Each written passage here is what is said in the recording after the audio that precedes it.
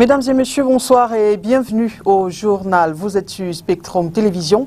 À la une de l'actualité de ce jeudi 10 septembre 2020, politique, Union démocratique du Cameroun, ce sera désormais sans Cyril Sambaka. Le vice-président de l'UDC a jeté l'éponge ce jour après environ 30 années de militantisme.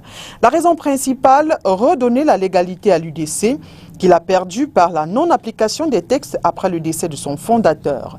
Le désormais ancien militant de l'UDC a donné une conférence de presse ce jour ici à Douala. Toujours en politique, Rassemblement démocratique du peuple camerounais, sanctions pour des militants indélicats. Celles-ci vont des exclusions temporaires ou définitives. Le président de la République vient d'approuver les décisions prises par la commission ad hoc de discipline, présidée récemment par Peter Mafani Moussongue.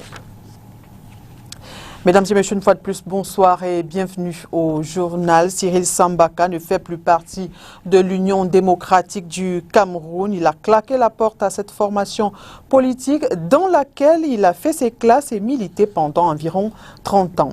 Ce n'est pas de gaieté de cœur qu'il s'en va, mais pour le désormais ancien vice-président de l'UDC, ce parti doit retrouver sa légalité perdue après le décès de son fondateur Adamou Damdjoya.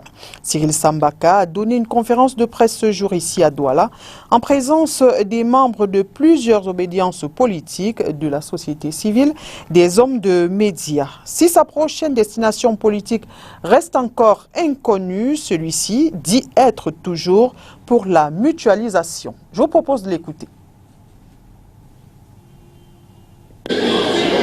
Je dois vous donner les raisons de ma démission aujourd'hui. Cette démission est suite aux problèmes que nous avons connus après le départ du président Adamou Damdjoya et avec des statuts de parti qui me désignaient comme celui qui devait poursuivre cette œuvre jusqu'à la convention où on allait élire un autre parti. Ce qui s'est passé, c'est qu'une poignée de gens se sont retrouvés à Fouban et se sont autoproclamés les dirigeants du parti.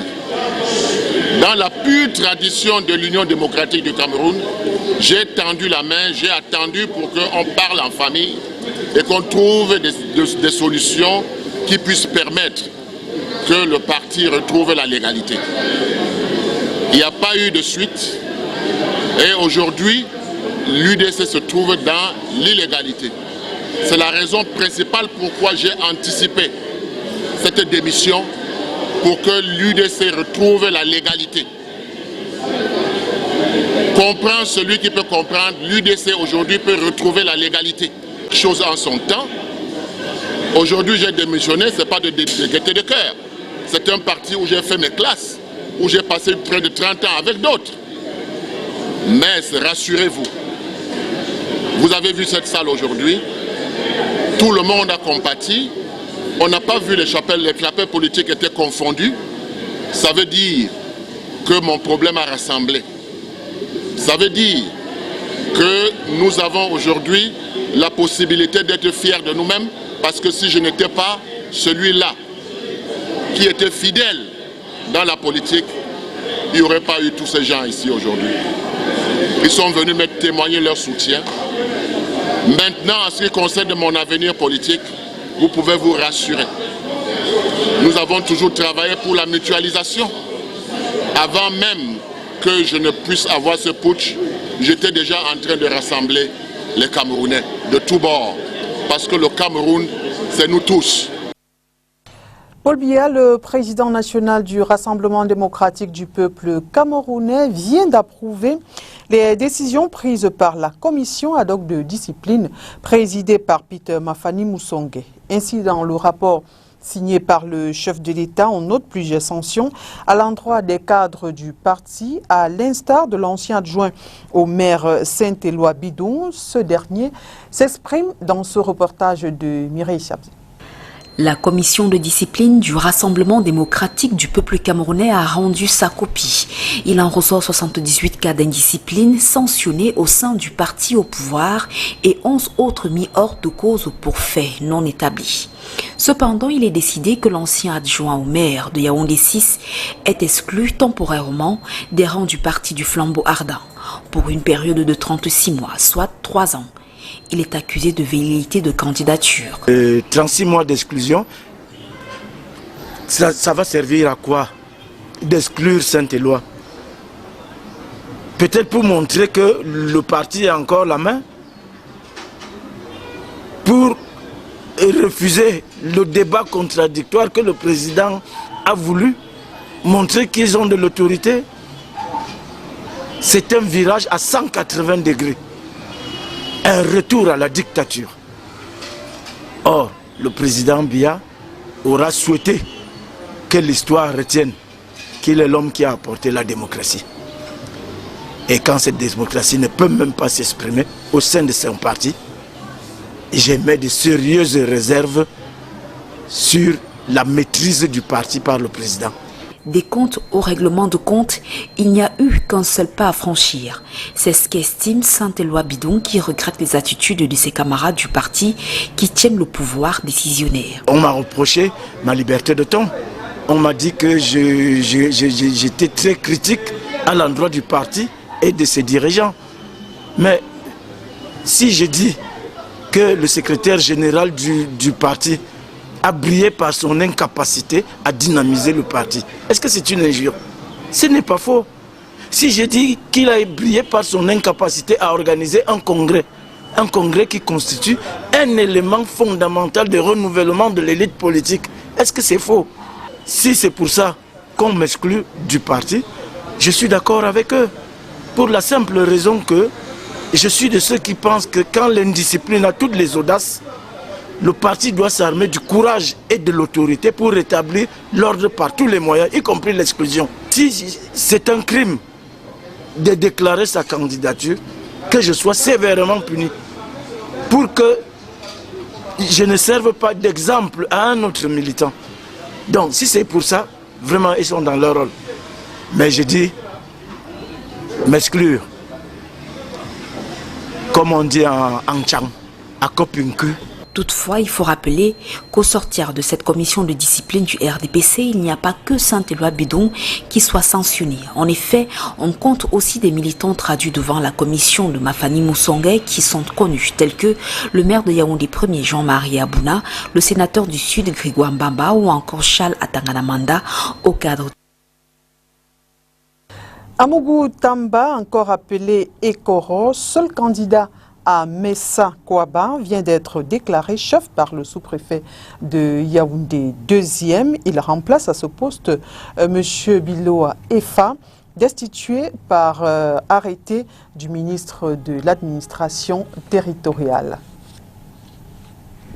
Opération d'assainissement de la ville de Douala, le gouverneur de la région du littoral a effectué ce jour une tournée dans les quartiers des arrondissements que compte la ville de Douala afin d'évaluer les travaux d'assainissement. Cette descente du patron de la région rentre également dans le cadre du concours de l'arrondissement le plus propre lancé par le MINDU. René Narcisse Moto et Nono Fodu. Tradition de nouveau respecter ce jour en qualité d'acteur qui prêche par le bon exemple et qui porte à cœur le projet d'assainissement de la ville de Douala. Le gouverneur de la région du littoral a retroussé les manches pour se mettre à l'œuvre. Gants et machettes à main. Il donne le top départ en frappant en premier sur la mauvaise herbe. Action appréciée par les riverains. Ici, nous sommes dans le 2e arrondissement de la ville de Douala, une circonscription qui, comme les autres, est également engagée dans le concours de l'arrondissement le plus propre. On peut donc comprendre l'engagement de cette population massivement sortie ce jour pour passer à l'action. Le patron de la région ne s'est pas gardé d'apprécier les efforts fournis jusqu'ici par toutes les forces vives de Douala 2e. Nous félicitons le travail qui a été abattu en ces lieux par la municipalité et les populations de ce quartier. l'image que nous avons de ce drain aujourd'hui n'a rien à voir avec ce qu'il était il y a 2 ou 3 semaines. C'était plein de plastique, de bouteilles jetées ici et là, des sacs parfois, mais ce n'était pas du tout beau à voir. Mais aujourd'hui, on a l'impression que c'est un drain rénové alors qu'il a déjà un certain temps. Pour le maire, l'exécutif communal n'a pas de choix que de faire battre le cœur d'une mobilisation qui contribue à l'assainissement de l'arrondissement pour lequel elle a la charge. Nous n'avions pas le choix quand nous savons que depuis que le concours est lancé, le patron, le gouverneur de la région est lui-même personnellement sur le terrain. Et je pense qu'il a attiré notre attention sur toutes les zones à risque. Et d'ailleurs, je pense que c'est la raison pour laquelle nous avons eu moins d'inondations à Douala 2e. Et c'est un homme de vision. Il avait dit et nous l'avons exécuté. Et je pense que nous voulons que cela soit ainsi. On a toujours besoin de la chicotte et je pense que ça a marché.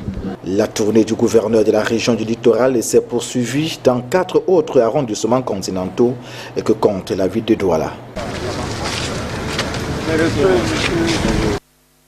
La marche à pied était obligatoire pour ceux qui désiraient partir du carrefour Agip pour le marché Mbopi. La raison, la circulation bloquée sur cet axe, l'application d'une décision de la communauté urbaine de Douala annonçant le lancement des travaux ce 10 septembre 2020 sur le tronçon boulevard de l'Unité carrefour Agip, école publique de Mbopi. Inès Panga.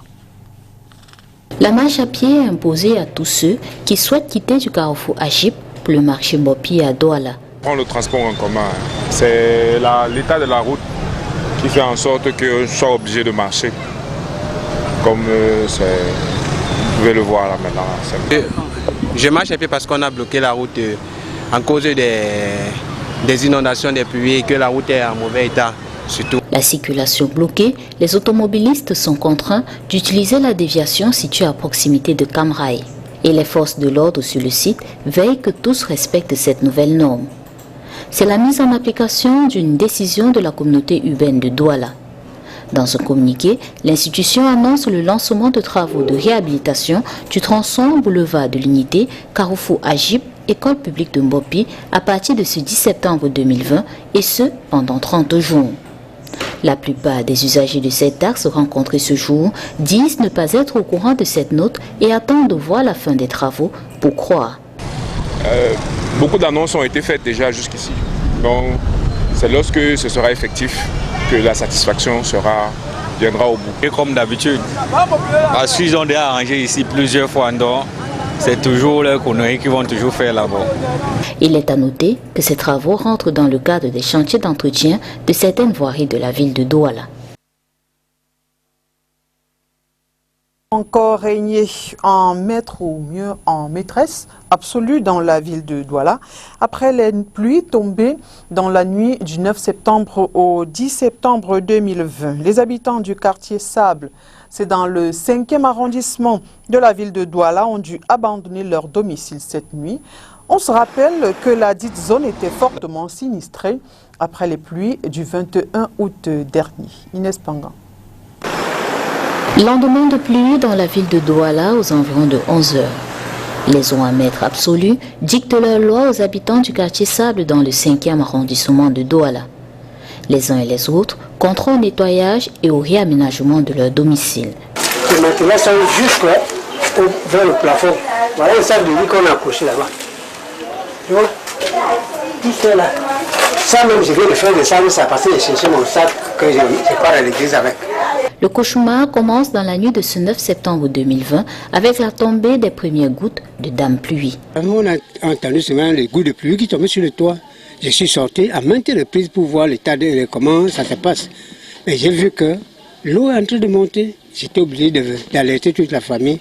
Et il y a les voisins qui ont sonné avec la voiture pour que tous les gens se réveillent.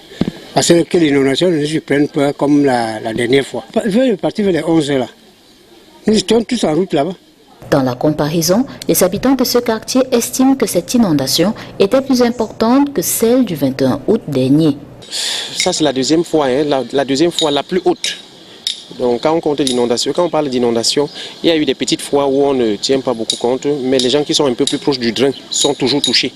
Mais cette fois-ci, elle a été presque la moitié de ce qui s'est passé la fois dernière. Et les causes n'ont pas changé, entre autres l'obstruction des voies d'eau et le non-curage des drains existants. Un autre drain qui doit partir vers le haut là et traverser pour aller jeter les eaux vers l'autre cours d'eau. Ce cours d'eau, les gens ont conçu dessus. Et c'est ça qui crée même tous les problèmes que nous vivons ici. Le drain qui ne passe pas depuis. Le pont qu'on a arrangé, on a fabriqué, ou bien je ne sais pas ce qu'on a fait là, à Bonham Sadi, est très mal fait. Comment on peut faire un pont et on ne draine pas? C'est très mauvais. C'est très mauvais. Moins de pluie, il y a inondation. On se rappelle qu'après les pluies du 21 août dernier, un ensemble de mesures avait été prises par les autorités administratives et municipales. L'une d'elles, la destruction des constructions sur les emprises. Une décision prise par le maire de Douala 5e, un arrondissement fortement sinistré et dont l'exécution est encore attendue. Opération Yaoundé Label, le maire de la ville a effectué récemment une seconde descente sur le terrain dans la suite de la campagne de propreté et d'embellissement de la capitale politique du Cameroun. Luc Messia Tangana, puisqu'il s'agit de lui, n'y est pas allé seul. Toute une équipe dans sa suite, notamment les jeunes qui s'attellent au nettoyage de la route. Je vous propose de l'écouter. La première étape, c'était à Aoudza, ou alors dans la zone appelée Messamendongo, où je devais lancer l'opération Yaoundé Label ou Yaoundé Ville Propre, opération que nous lançons avec l'appui de nos jeunes qui vont continuer sur le terrain. Et là-bas, il y a eu deux axes. Le premier axe, les jeunes vont assurer la propreté sur un certain itinéraire de la route officielle, tronçon de Messamendongo. Et le deuxième axe, c'était le dégagement des emprises de la voie publique. Il ne s'est pas agi de casse, même si on a eu à enlever certains édifices, certaines maisons. Ce n'était pas des casses, c'était le nettoyage normal prévu. Et ce nettoyage va se poursuivre. Il fait partie de nos missions. Et la deuxième étape ici, où nous nous trouvons à l'entrée du palais présidentiel, où nous devons remettre en bon état cette voie, beaucoup plus sur les côtés, où les trottoirs sont déjà totalement dégarnis. Et un deuxième groupe, nous attendait un groupe de jeunes pour poursuivre la même opération Yaoundé Label, Yaoundé Ville Propre. Et à partir de ce niveau, les jeunes vont se déployer vers le centre-ville, vers le palais des congrès, vers le quartier Bastos et vont continuer jusqu'au niveau des quartiers. Ce sont des missions qui incombent aux municipalités. La mairie de la ville a le même territoire que les communes d'arrondissement, sauf que chacun a son couloir et chacun sait où se trouvent ses limites. Donc nous allons continuer du côté de Montfeveux, de l'hôtel Montfeveux dans les prochains jours. Permis de conduire, où en est-on avec les inscriptions en ligne? On a souvenance que ce projet initié en 2018 par les exploitants d'auto-école avait vu le paiement de 5 000 francs CFA comme frais d'inscription annulé par le ministre de tutelle. Une situation qui avait connu un précédent plutôt houleux. René Narcisse Moto. L'objectif est de sécuriser la formation dans les auto-écoles agréées et cela se fait via un code qui donne accès à l'inscription en ligne à hauteur de 5 000 francs CFA. Seulement, ce projet qui est nourri en 2018 fait objet de plusieurs polémiques, ce qui amènera le ministre des Transports à annuler ce paiement au cours d'une rencontre avec le syndicat des responsables d'auto-écoles et les syndicats des transporteurs routiers. Pour les exploitants des auto-écoles, cette décision ministérielle complexifie la traçabilité dans le processus des inscriptions. L'auto-école agréée vous inscrit sur la plateforme du ministère des Transports. Ça veut dire que nous signalons au ministère des Transports que tel s'est engagé à suivre la formation avec nous aujourd'hui. Et le ministère des Transports, maintenant, la plateforme prend en compte la date de l'inscription à l'auto-école et fixe maintenant la date de l'examen. Et le candidat également, le candidat reçoit un message dans son téléphone que vous venez de vous inscrire à l'auto-école telle. Si quelqu'un s'inscrit dans une auto-école, il ne reçoit aucun message du ministère des Transports. Cette auto-école est clandestine. Ce n'est pas une auto-école agréée. Si l'inscription en ligne a été validée par le ministère des tutelles, il reste que le paiement de 5 000 francs CFA comme frais d'inscription a provoqué une levée de boucliers dans les rangs des syndicats et du coup, des divisions sont nées. On a raconté tout et beaucoup de mensonges là-dedans. En réalité, cette lutte était initiée par les fonctionnaires, c'est un fonctionnaire véreux, et beaucoup plus les auto-écoles clandestines. L'arsenal qu'on mettait en place pour mettre à mal les auto-écoles clandestines et pour réduire l'activité des faussaires, pour réduire l'activité des faussaires. Alors, l'État donc a supprimé le paiement et a gardé l'inscription en ligne. Et c'est l'État qui a pris l'engagement de payer l'opérateur. À ce jour, les exploitants des auto-écoles agréées parlent de pertes enregistrées à la suite de cette annulation des frais en ligne par l'État. Il y a les livrets. Les livrets, on avait droit à un livret qui ressortait le programme de formation et le volume horaire et tous les détails de la formation, que ce soit pratique ou théorique. Et ce livret était également un élément de suivi de formation. Et ça permettait à l'État de contrôler si effectivement la formation est suivie par le candidat. Bien que l'inscription en ligne continue, les exploitants des auto-écoles déplorent l'opacité dans la gestion par l'opérateur chargé de l'envoi des messages téléphoniques aux candidats. Pour ces derniers, c'est un abus.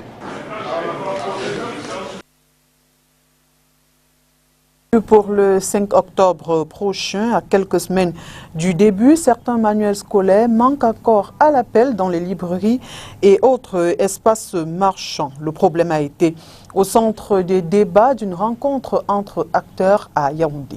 Olivier Bouzik. À moins d'un mois de la rentrée scolaire, plusieurs manuels ne sont pas encore disponibles sur le marché. Les éditeurs des livres absents accusent des soucis de financement. C'est que nous avons imposé à tous les éditeurs d'avoir un entrepôt dans une des régions du Cameroun. Nous sommes descendus sur le terrain.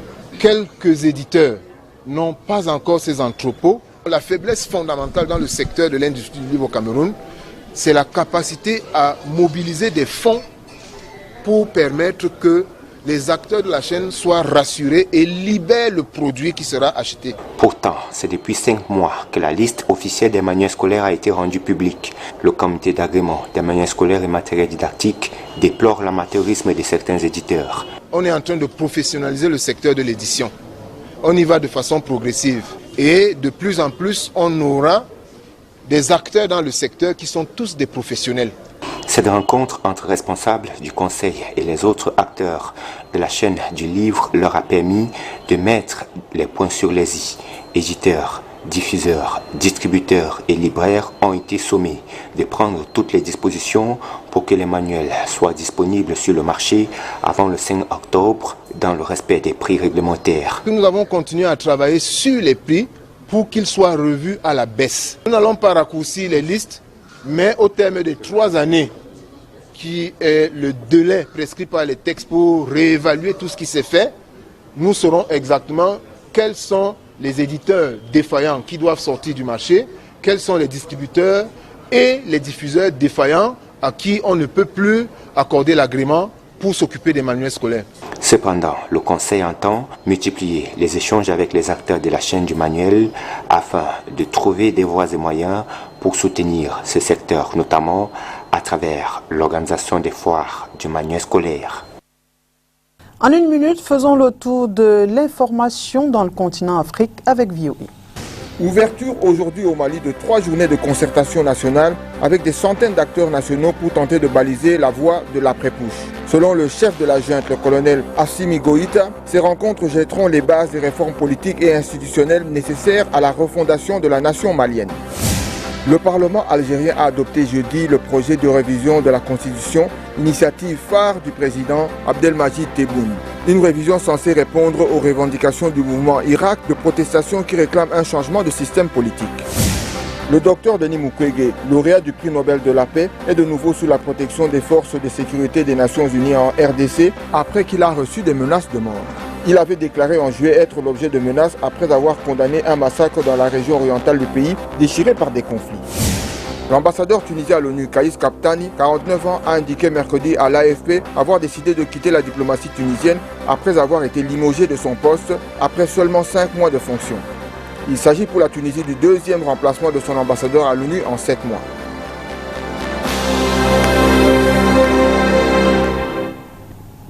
Cette note en bref avant de terminer. Championnat d'Afrique des Nations Cameroun 2020 le Chandon se jouera du 16 janvier au 7 février 2021. L'annonce est de la Confédération africaine de football. En rappel, la RDC est le pays le plus titré avec 2 trophées remportés en 2009 et 2016. Le Maroc l'ayant remporté en 2018 est le tenant du titre. Voilà qui met un terme à cette édition d'information. Mesdames et messieurs, merci d'avoir été des nôtres et bonne suite des programmes sur Spectrum Télévision.